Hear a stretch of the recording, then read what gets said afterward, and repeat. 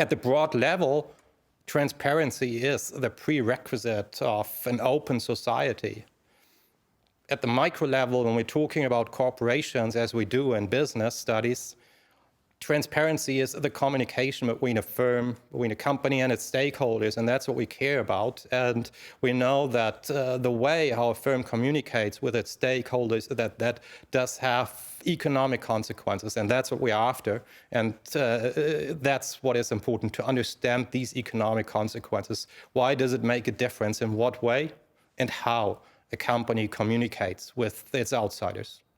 The focus of my personal research is on transparency and its role to achieve financial stability. So my research is addressing issues related to transparency in the banking sector when it comes to the regulation of financial institutions. Does transparency set incentives that are disciplining bank managers? Or do regulatory attempts that try to achieve transparency through more communication ultimately lead to managers actually using that discretion to communicate in an opportunistic way? And then regulatory attempts to increase transparency can even have the opposite effect and impact financial stability. And that's an empirical question, and that's what my personal research is after.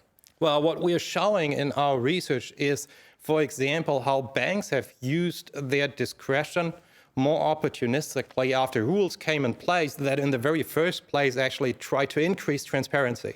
So we see that very often regulation does have unintended consequences, and early objectives that actually are beneficial for transparency can actually turn out to have quite the opposite effect when these regulations are implemented in practice.